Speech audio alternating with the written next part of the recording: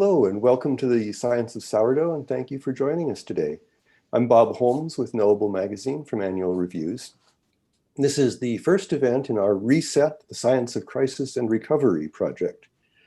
This is an ongoing series of webinars, opinion pieces, and journalism that explores how the world is navigating the coronavirus pandemic and its consequences and the way forward.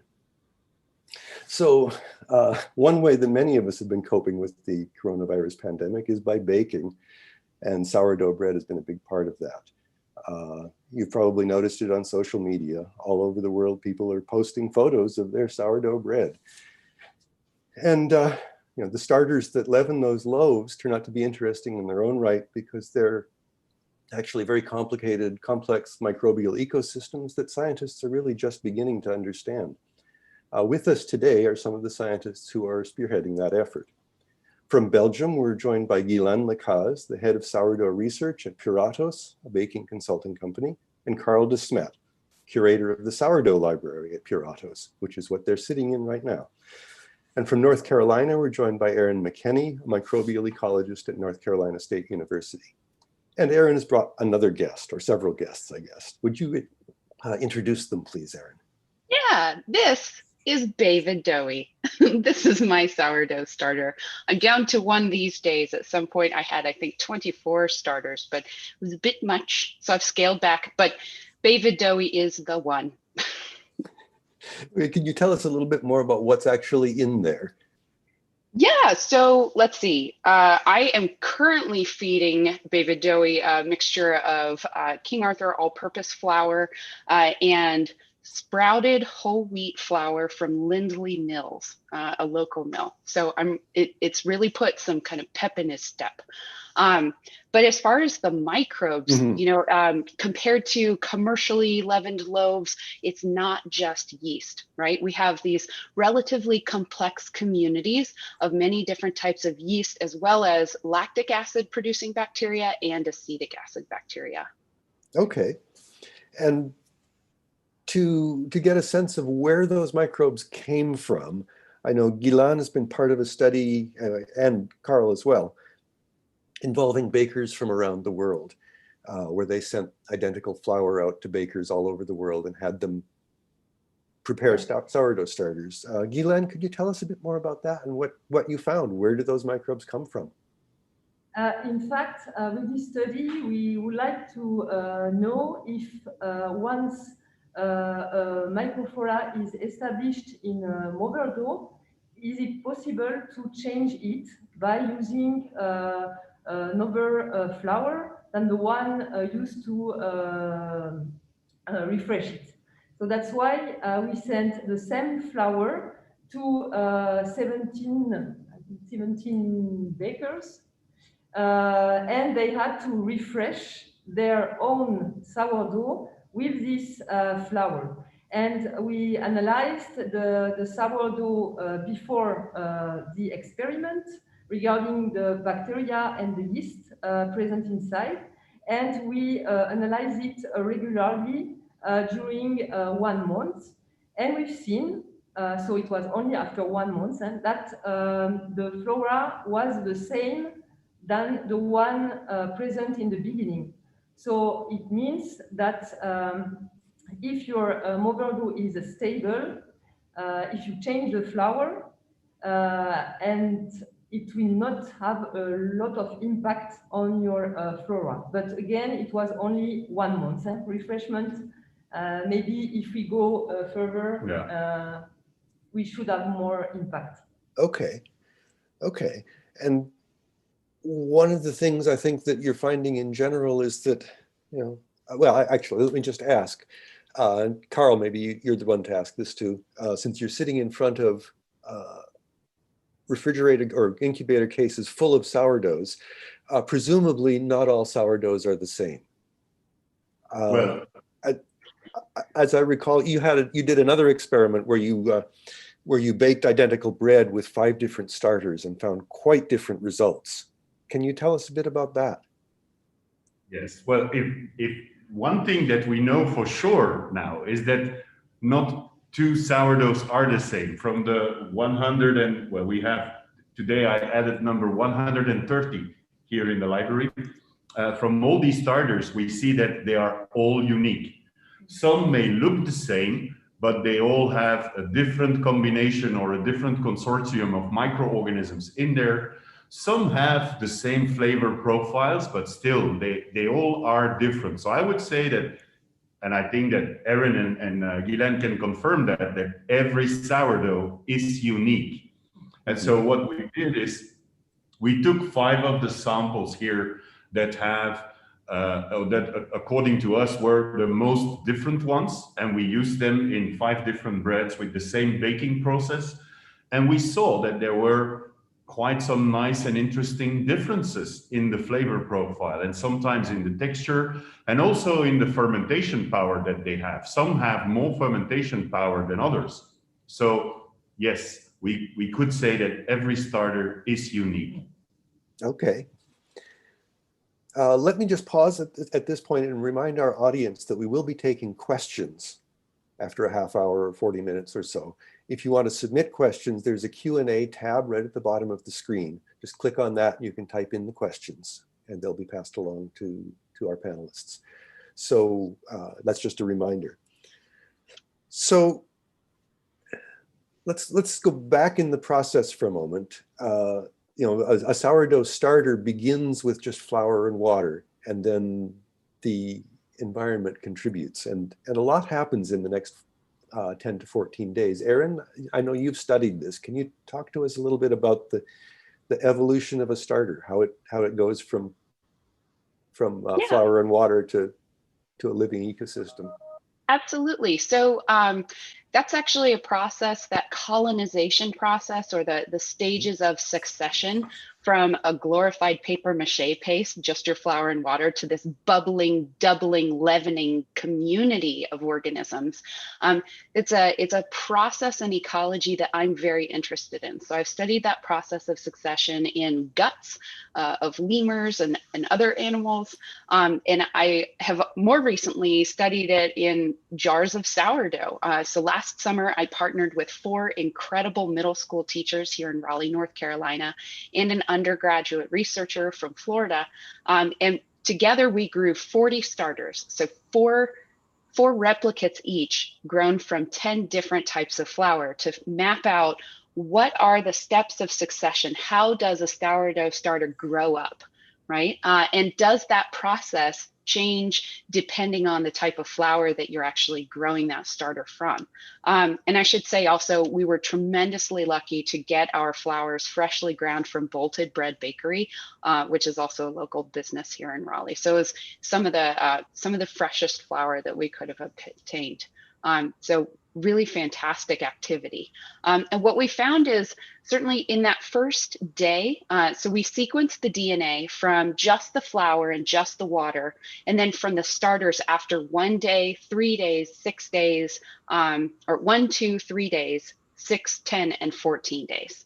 Right. So we're looking, and that was based also off of measurements of the pH. So seeing how the pH drops precipitously in the first 3 days, and measuring the height over time to see how it increases. And that's kind of a proxy for measuring the activity of those lactic acid and acetic acid producing bacteria for the pH, right? The more acid that you have, the lower your pH is going to go. And then the higher your sourdough starter is rising in the jar, that's indicative of healthy, prospering yeast communities that are producing a lot of carbon dioxide. So using those kind of behavioral or functional proxies, we were able to identify days 1, 2, 3, 6, 10, and 14 as like really interesting days. So we want to figure out what microbes are in there. And the bacterial communities are changing very dynamically. So at day 1, the starter looks essentially the same as the flour inputs. So flour plays a very heavy role, or those environmental inputs possibly from the mill where the flour was ground.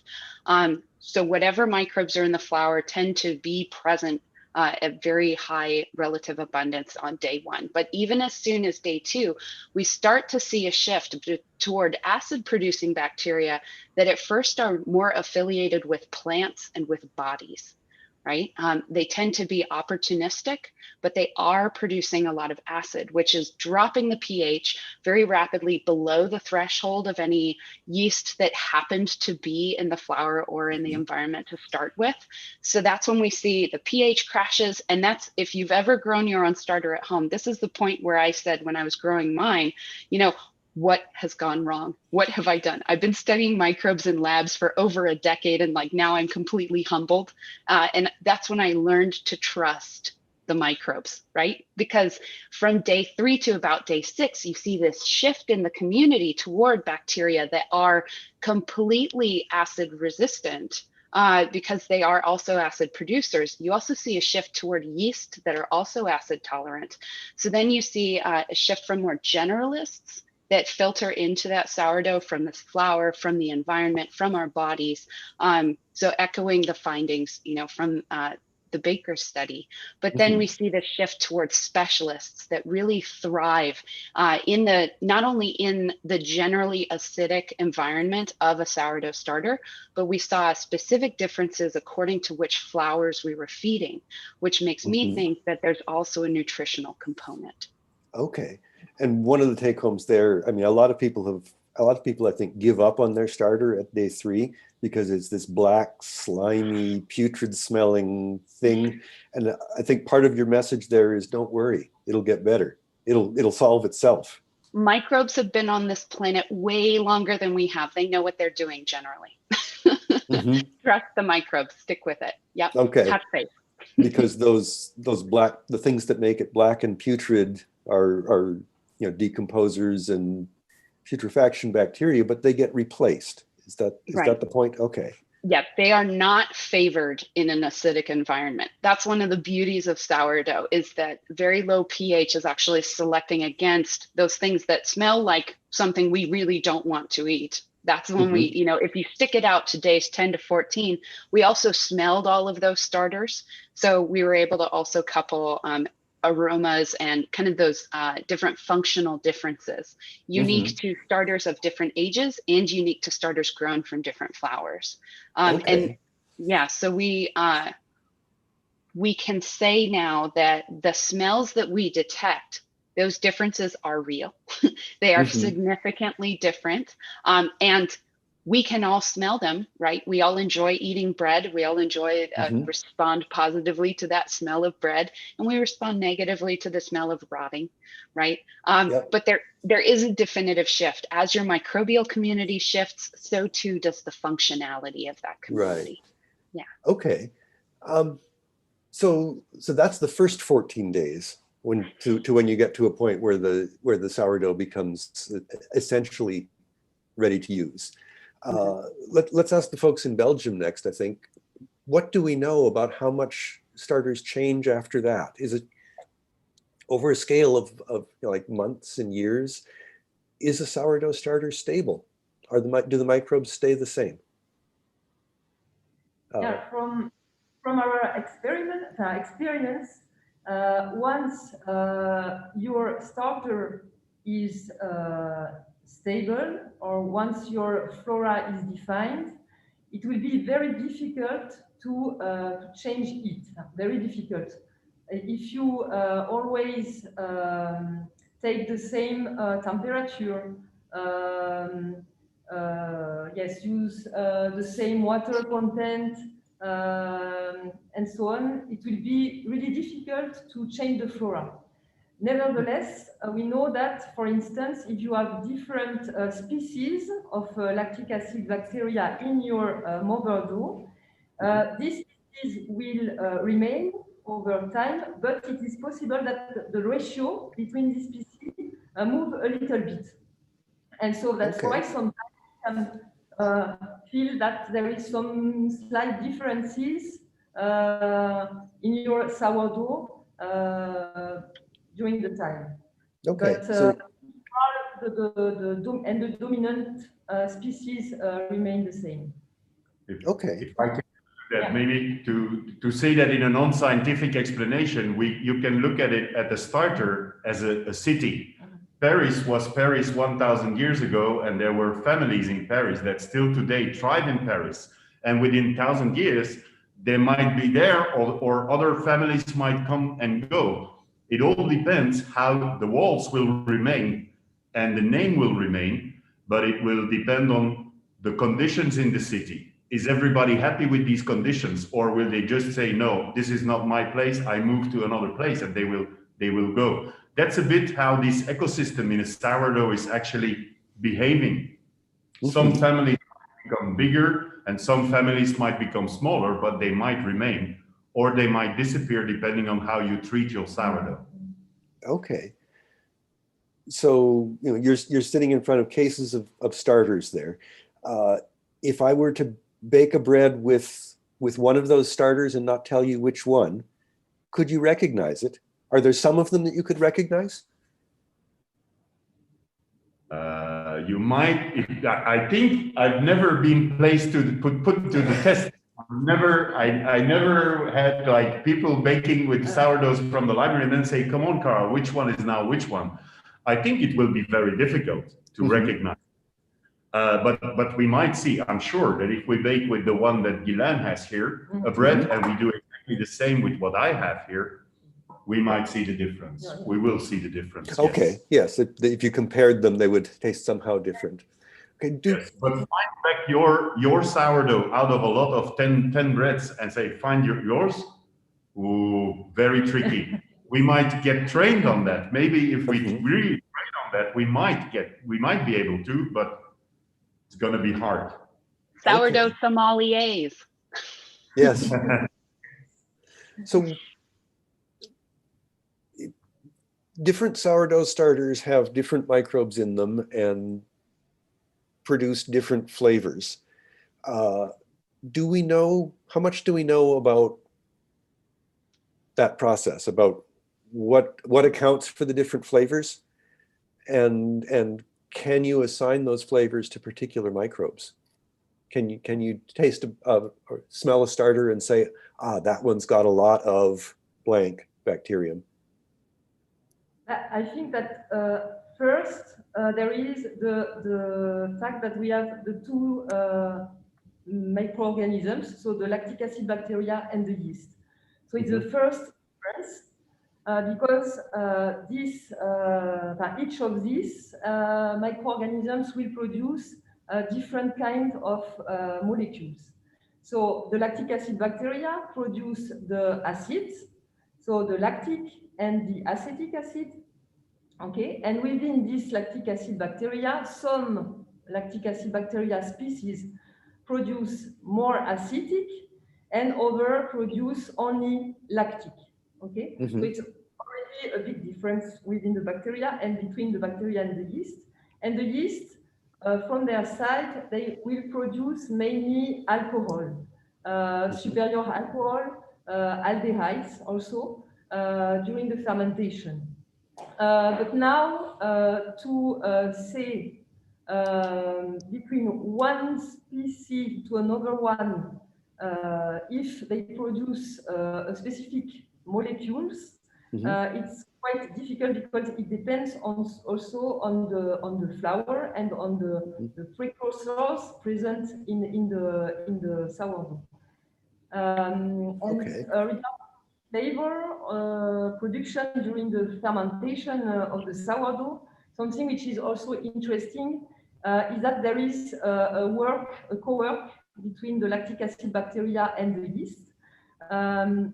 And for instance, I said that the yeast produce superior alcohol, and this is thanks to the action of the lactic acid bacteria, which release in the sourdough precursors, which are used by the yeast to produce some specific aromatic. Okay, so that the yeast and the bacteria are working together to produce the compounds that make the flavors.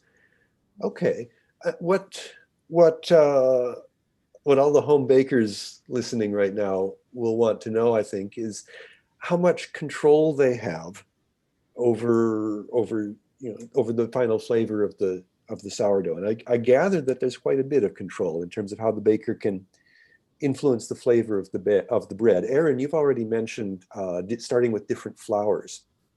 And I know you've seen quite different flavors depending on whether you start with corn flour or buckwheat flour and things like that. Can you talk a little bit about that?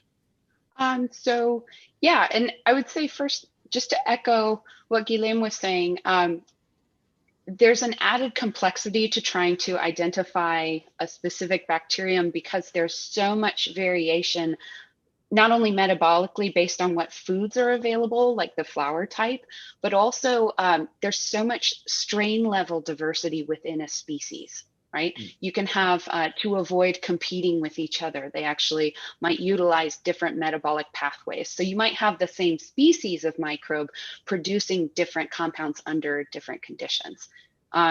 So it's, I always think of it as like very fractal in its complexity. You don't have a single player performing a single role at any point. You have not only the cooperative efforts that Guylaine was talking about, but you also have a lot of variation even within a single species of organism.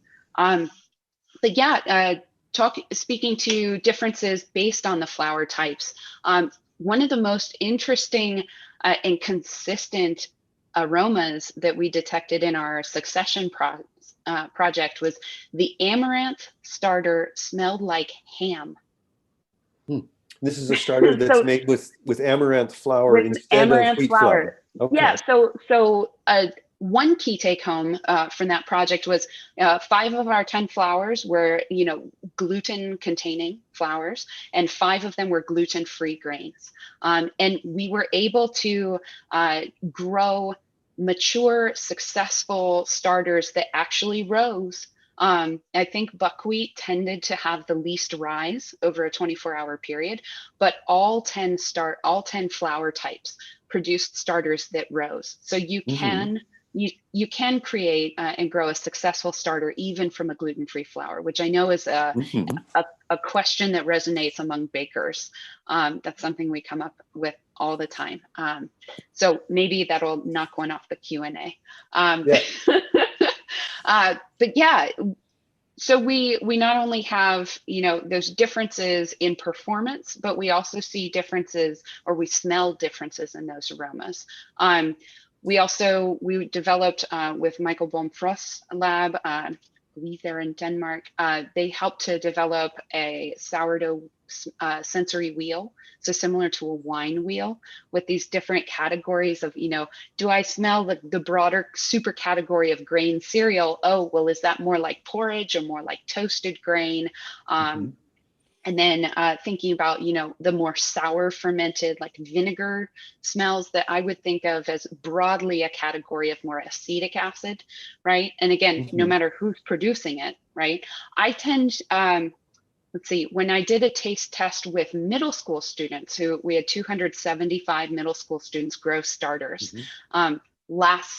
last spring. So I think it would have been 2018 in January and February. They grew up their starters. They voted for the best ones within each school, and then Bolted Bread baked bread from all of their best starters using the same base recipe. And then we did taste tests to see, what are those flavor differences? Because it's one thing to smell a starter in a jar and another thing to taste a final project or product, right? So I actually took, you can't pass up bread. So I took bits of the bread from all 3 different schools and had my own little taste test that night. And the millet loaf was so bright, it was almost lemony, very effervescent. It was incredible. Whereas the red turkey wheat, and you can tell that this had lasting impact because I can remember this 2 years later. But the turkey wheat had a lot more toasted caramelization flavors, almost some coffee flavors, so definite Maillard reactions on the crust, as well as a different crumb structure and flavor. And differences more in more yogurty tartness or that dairy sour that I would identify with those lactic acids. Okay. Yeah. Okay. And there's a lot of other ways that bakers can control the nature of their sourdough, I suppose. One of them being temperature. I've had some questions from the audience as well about temperature. Guylaine or Karl, would one of you like to talk about the effect of temperature, how much it matters what temperature your kitchen is at as you're growing the starter. Yeah. So about the temperature, so if you speak about a mother dough which is already stable, if you refresh it with low temperature, you will promote the yeast grow and activity. So it means that if you want to have a sourdough which even quite well your bread dough, it is sometimes better to have a lower temperature fermentation before using it, and also a time of fermentation to avoid the too much acidity production by the bacteria. Okay, so a lower temperature means more yeast, and that means more of the fruity sorts of flavors and less of the sharp, sour flavors that come from the bacteria which prefer heat. Okay, so if you want a really sour sourdough, then ferment it at a higher temperature. Yeah. And okay. Because to give an idea, when we say warm temperature, it's but it's in degrees Celsius, so more than 30 Celsius degrees, which is converted Fahrenheit. 85.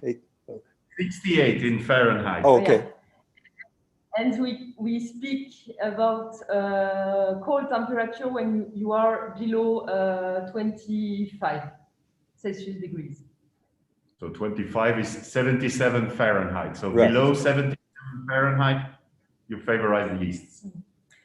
And also, when you start your mother dough, if you start it at lower temperature too, it seems that you promote the development of a type of lactic acid bacteria, the one who produce the acetic. Okay, maybe Erin, I've seen this type of development according to the temperature. So you're, just to make sure I'm on track, you're talking about the lower temperature is also favoring the production of the acetic acid. Yeah, and also the grow, when you start from scratch your mother dough, okay, if you use low temperature, so 20-25 Celsius degrees of temperature, you will favorize the growth of the lactic acid bacteria, which are heterofermentative, so the one who produce the acetic acid.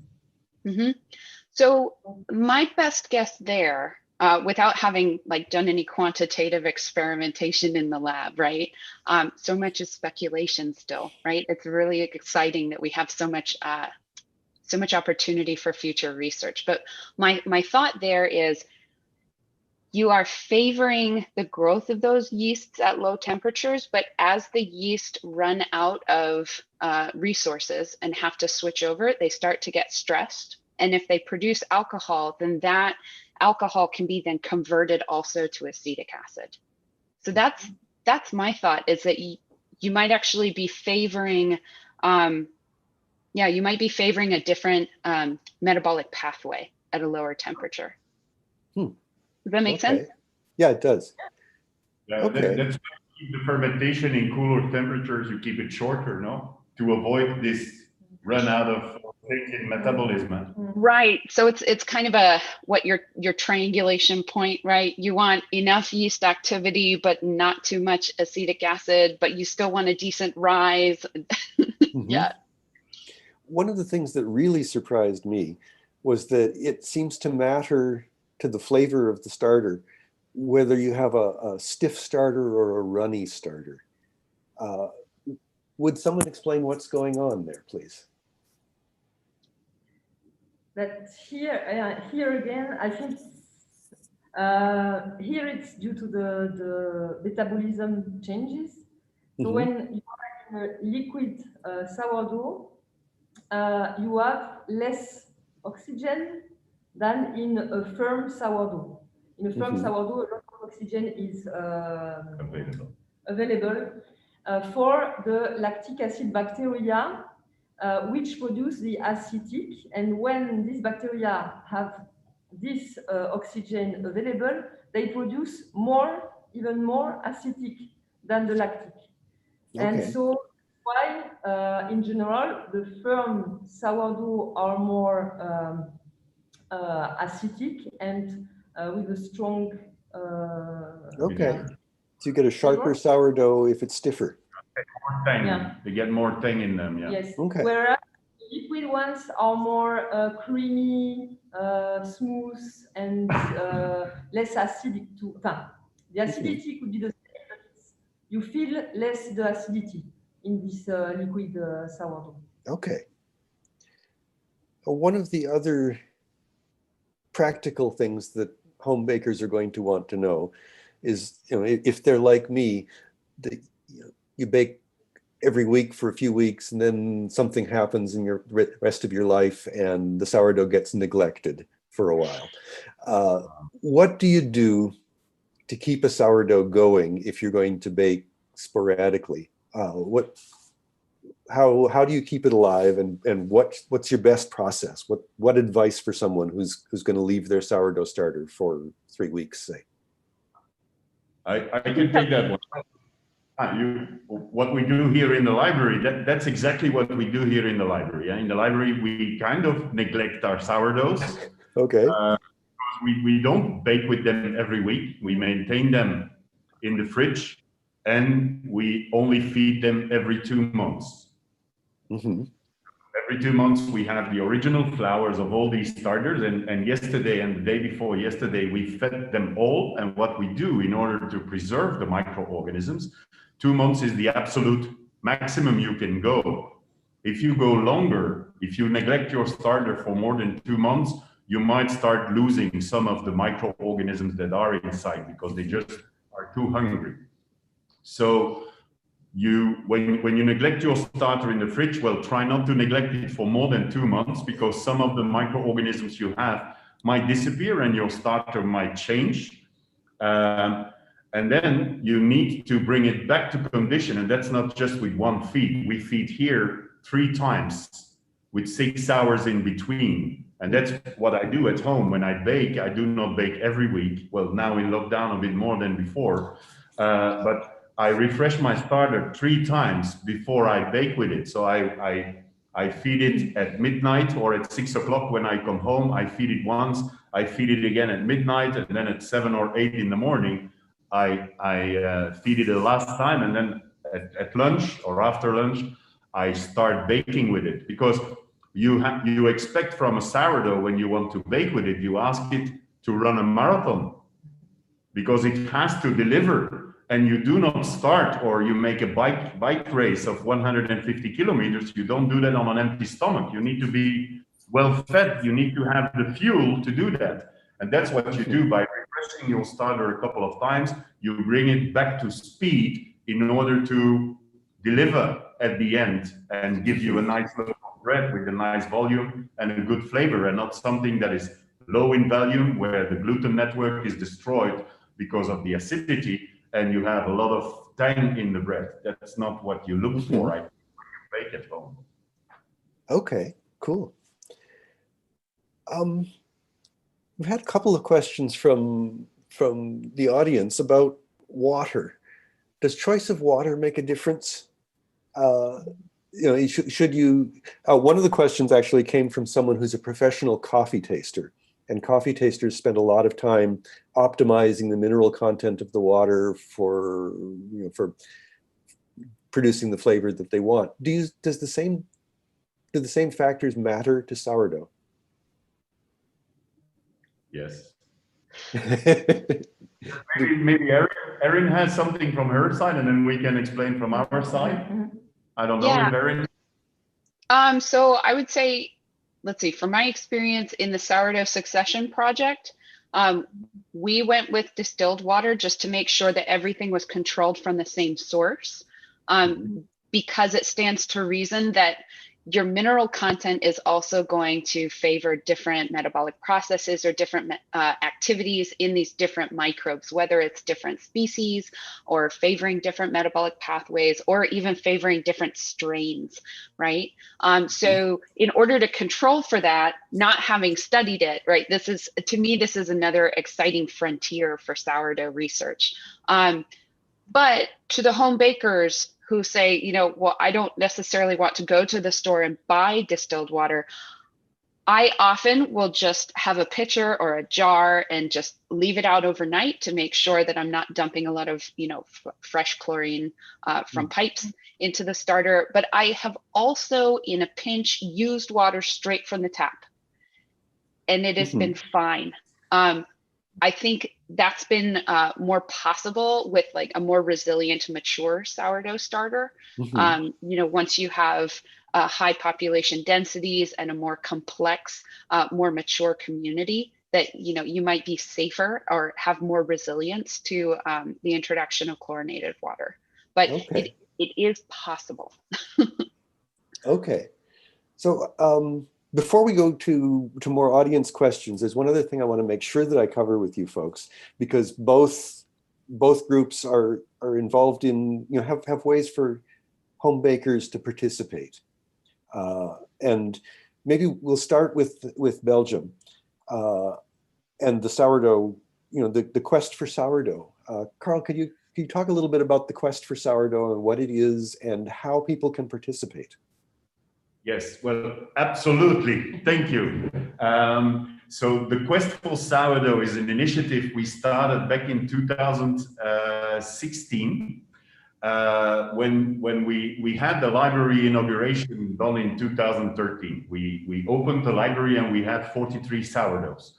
And so we were looking to have an idea of what is going on in the world of sourdough and where are all these sourdoughs. And we have, of course, a network of customers all around the world from who we know who have sourdough. But then there's so much more outside. There is small pizzerias, there is schools, there is universities, there is research centers. There is, of course, this amazing crowd of home bakers they all have sourdoughs, but we do not know these people. So we developed this website, thequestforsourdough.com, and there we ask, well, everybody who owns a sourdough to register it online. Or you can even, if Erin, you have 40 or 24, or I don't know, you can even make your own inventory online of all these different sourdoughs just by registering it in a couple of steps where you need to give a name to your sourdough, and then you can tell us how you made it, if there is a story behind, how it smells, how it tastes. You can upload pictures. And as such, today, we have more than 2,100 starters registered, and some of these starters that we have found on the Quest for Sourdough are now already part of the library, where we think that they should be preserved for the future. So for us, it's a tool to get a view on the world of sourdough and to find these sourdoughs that deserve a place in the sourdough library. And my dream is, of course, that maybe in 2 years or 5 years, we can have all these starters analyzed and maybe placed here in the library. We will see how it evolves. You know, technology gets faster and cheaper, and maybe one day we will be able to do that and ask just everyone who has registered his or her starter to send us some of it to keep it here in the library. That's why we are on the Quest for Sourdough, Bob. Okay. Great. And then Erin, let me just digress for a moment and say Erin's been posting some links on the chat panel. We will also have those links on our own webpage. Go to knowablemagazine.org and click on the event, and down at the bottom there will be links as well. So Erin, can you talk a little bit about the Wild Sourdough Project, which is something that you're hoping people will participate in? Absolutely. And yeah, that's just my inner teacher is coming out, you know, give the information as you're talking about it. So now you have the links to the two main projects that I'm going to plug for you. The Wild Sourdough Project, I worked with Lauren Nichols, Ann Madden, and Rob Dunn to launch this project in mid-April, partially in response to COVID-19, to quarantine, and to everyone tapped into the zeitgeist of home sourdough baking and starting starters. And we thought, this is a tremendous opportunity, one, to engage even more the global general public in thinking scientifically about sourdough, right? And two, it's an opportunity for us to follow up on questions that sprung up during our initial global sourdough project. So in the global sourdough project, we did cast a wide net. We were able to start to explore and investigate and characterize the major bacterial and yeast components of sourdough starters worldwide. But we weren't able to get at questions of how does the age of a starter affect its activity and membership. And we weren't able to get at the question of how do different flour types affect your starter's behavior. So this was a perfect opportunity, since folks are getting interested in sourdough anyway, grow your starter, monitor its increase in height over time, take a picture of it so we can see a side view and a top view to see how bubbly is it. Does it look frothy, or does it have more of a placid, calm surface that hides the bubbles beneath? And just thinking about how do these functional behaviors, and of course the smells, all these aromas that are produced at different times across your starter's life and at the point of its maturity, do those different functional behaviors that undoubtedly impact your experience when you're eating the bread that you bake with your starter, do they vary consistently with, depending on where you are or what type of flour you fed that starter? So that's the first big plug, is for the Wild Sourdough Project. And the second one, this is also kind of a follow-up and a simplification of the Sourdough for Science initiative that I developed 3 or 4 years ago at this point. And that is particularly aimed for any educators. I imagine this includes many parents at this point with so many students at home.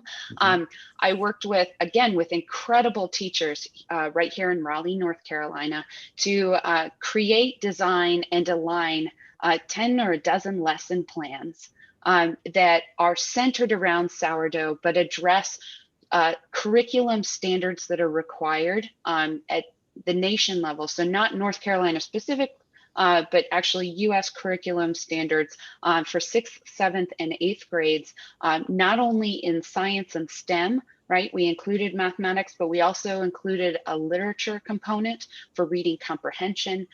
So to really support, student engagement in the scientific process, and to support our incredible teachers in the classroom. So that's the second link, is Students Discover. If you're interested in incorporating maybe a more structured investigation, there's an entire teacher's packet that we developed on that website. Cool, thanks. Okay, I'm going to go to some listener questions now.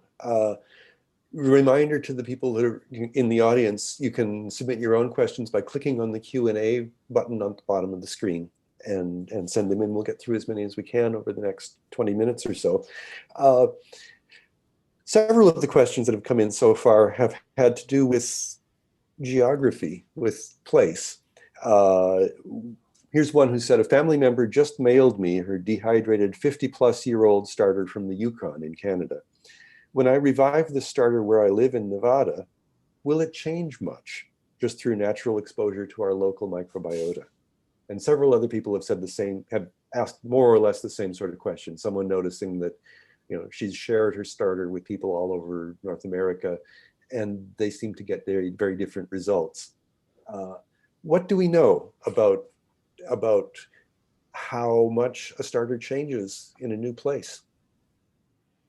So we actually tried to answer that question as much as we could with our global sourdough starter project data set, specifically looking at some different hub starters, right? Starters like King Arthur distributes their starter, and the Carl Griffith starter that's sent to anyone who wants a sample of it, right? Considering these hubs that are then have many descendants. And what we have found, and this echoes what Guylaine was saying a few minutes ago, is that, it depends on the conditions, right? It depends very much if if the person you mail your starter to uses a completely different fermentation temperature or hydration or flour type, right? Then you're going to experience some changes. Ecologically, we might classify that as a disturbance event, right? Almost the equivalent of like mowing your lawn or even chopping down trees and then letting that plot of land regrow a forest. You may not get the same forest at the end. So if we have it, I think it depends on the disturbance level compared to the original starter conditions. Does that echo with what y'all would say at Puratos? Yeah, I totally agree with that. Yeah. It's what we try to do here in the library is actually, we try to keep the same. So to do so, we only feed, we have 6 moments of refreshment per year. So that's, we do not open the jars that much. It's not like feeding every day. So we limit it to 6 times per year. We use the original flour or the original flours because some of the sourdoughs contain up to 6 types of flour. So the owners send us every year, they send us the quantity of flour that we need in order to feed the starters. And so we try to keep them as such. Now this year in summer, we wanted to do an experiment where we wanted to invite the owners of previous years who gave us a starter in 2014, 15, 16, 17, 18. And we wanted to ask them to bring back their starter that they have today in their bakery so that we could compare it with what we have today in the library and the initial analysis to see how did they change? Is there a change and what has changed? But okay, COVID decided differently, but it's definitely something we canceled, not we delayed. So we will definitely do that experiment, and that will give us a bit more insight on what's going on. Okay. This is sort of a related question. Several listeners have asked about how to maintain consistency from loaf to loaf. That how to keep your starter being dependable so that it's at least the same, even if it's, regardless of whether it's the same or different than it was 3 years ago, at least to make sure that this loaf is similar to the last loaf. What's the secret there? I think you'll notice that Karl and I both laughed. It's measuring. It's measuring. That's what we do as a commercial company. We produce sourdough to deliver it to customers in a consistent way because we use the same microorganisms, the same flour, and we follow the exact parameters of temperatures and speed of mixing and flour, and everything is measured until we obtain the product like a winemaker or a brewer or a cheesemaker. They are following their process and they try to control what they do to get the consistency. At home, well, you do not measure that. So you go with the flow, you go with the temperatures, you do not play with it. So making a sourdough is easy. Making a loaf with that's already complicated for many. Many people have to struggle and find the right way to make a loaf and make every day 1,000 loaves or 10,000 loaves like big bakeries.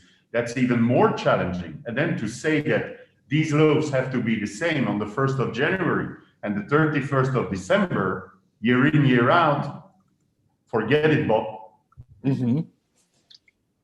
Yeah, I would agree with that completely. I think to guarantee consistency demands exactness and control.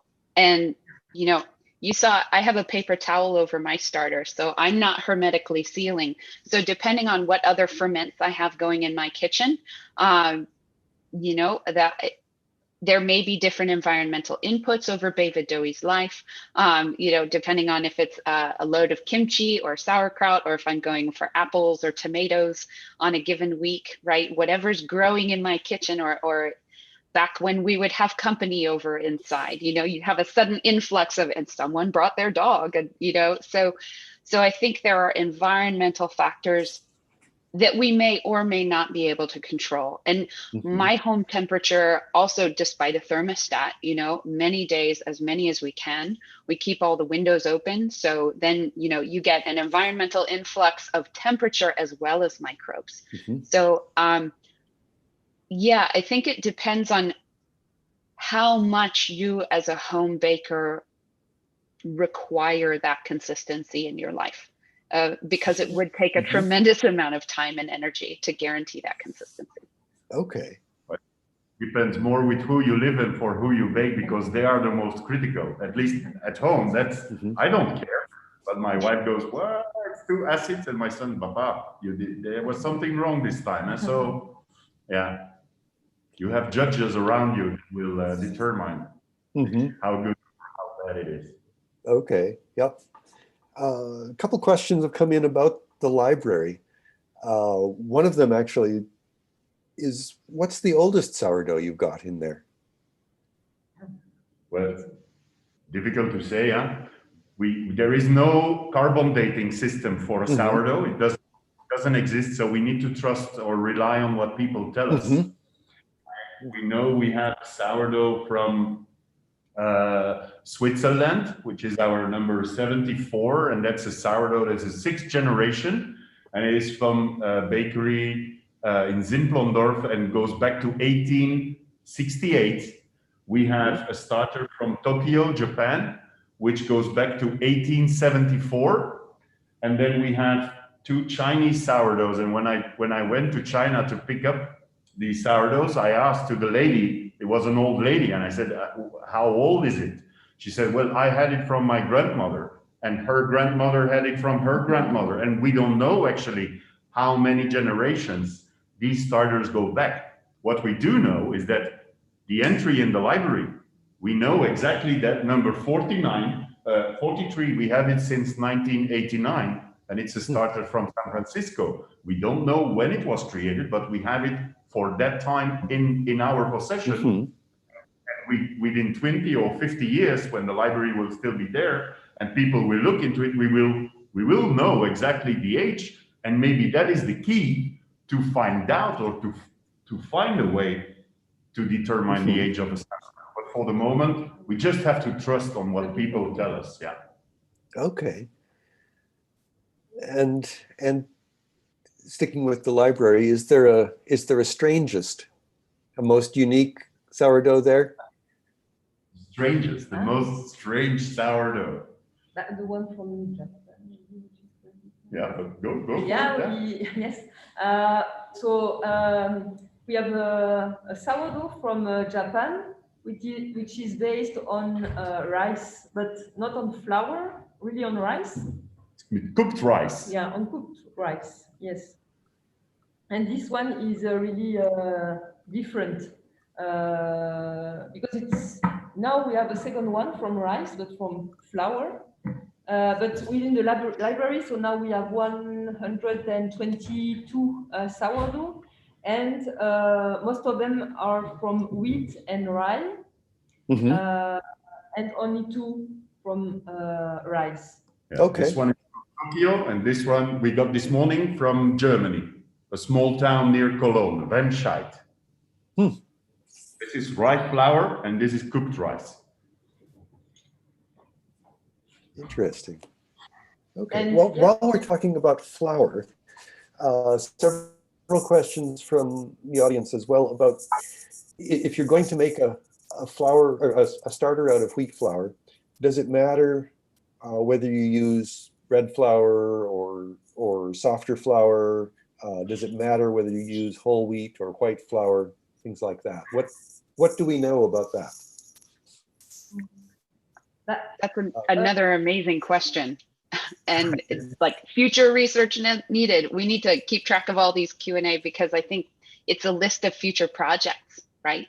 That could be, on the priority list for other researchers. I think it certainly matters. We don't know how specifically or to what extent necessarily it matters, but off the top of my head, a white flour is going to contain much less a proportion of the bran or of the germ of a wheat kernel, right? And we do know from kind of the ecology of a grain and of grasses that yeasts from the environment may be associated with the bran on the outside of the grain, even from the field that the wheat was grown in, but also the germ some grasses, and you know, these grains are typically considered grasses.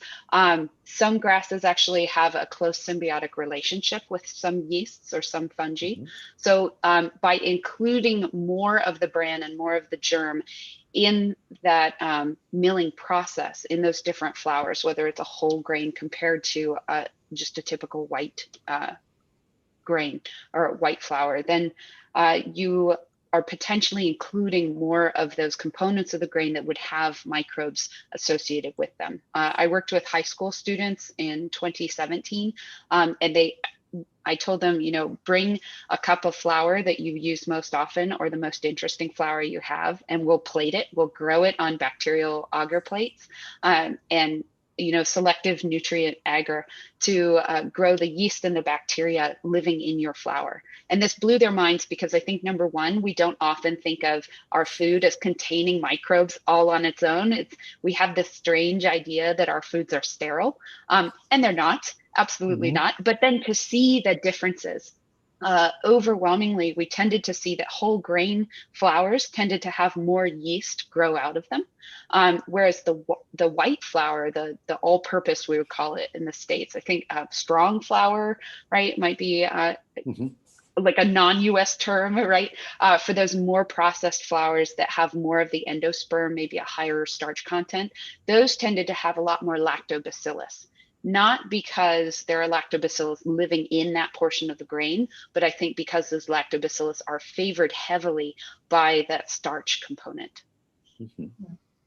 Okay. And if I can add something about the difference between the wholemeal and the white flour, in the wholemeal there is more nutrient too, because it's important to feed your bacteria and your yeast when you refresh your sourdough. And with wholemeal flour, you bring them more vitamins, minerals than with standard white flour. So it helps the bacteria and the yeast to grow, all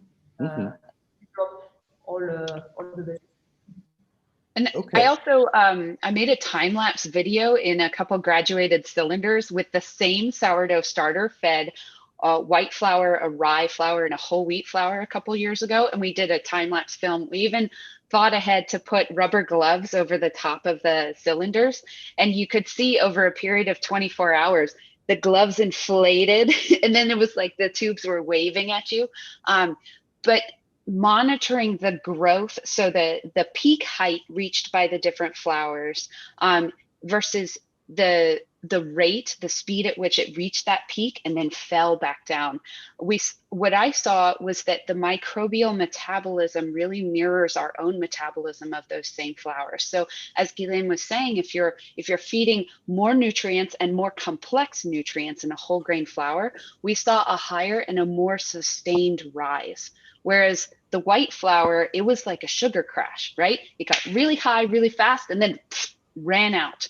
And I think that's the way, at least I feel sometimes if I eat, you know, something that's made with a highly processed, a lot of white flour. Okay, maybe we're just about out of time. I think we've got time for maybe one more question. And this is something that I suspect echoes what a lot of home bakers wonder, which is, you know, at least from time to time, we struggle with getting the sourdough to lift enough, to have enough power, fermentation power to leaven the bread properly. Are there strategies, if you're struggling with that, are there strategies to get the sourdough to leaven better, to rise better? Yeah, I think, well, it's bringing it in shape to run the marathon. So there's different, you can feed it a couple of times with 6 hours in between to really bring it up to activity. Right. But what happens most of the time is that you accumulate sourness, all these organic acids, they accumulate in your starter. And that has an impact on the yeasts actually that can thrive in your sourdough. So what a good trick to do is to give your sourdough a bath. Now, maybe we don't have time to explain everything, but I have on the Quest for Sourdough, I have a video where I show how to give your sourdough a bath. If it's a liquid or a stiff one, You just have to add flour into it that it gets really stiff. And then you can put it into small pieces. You tear it apart, you put it in lukewarm water, like you would give your baby a bath. And actually then the organic acid is released. And that's coming from the metodo Piemontese. Piemonte is a region in Italy where bakers tend to have stiff starters and they maintain them in water. And so during their mother is always bathing in water, and as such the acids release in the water, and you can really see that when you measure the pH of that water, it's really acid. And as such, the sourdough remains less acid and has more fermentation power and potential, and a good environment for the yeast to thrive. So that's when you see your sourdough is lacking fermentation power, give it a bath. Interesting. Okay, I think we're out of time, so let's stop there. Thanks to all our panelists for participating, and to the audience as well for joining us. There's more information, as I said, including links to citizen science websites on the Knowable website, knowablemagazine.org. Click on the event and scroll to the bottom. And thank you all. This event was funded by a grant from the Alfred P. Sloan Foundation, with major heavy lifting from the good people at our parent company, Annual Reviews. And thank you very much for joining us. Good night. Thanks. It's been an absolute pleasure. Bye-bye. Bye. Bye-bye.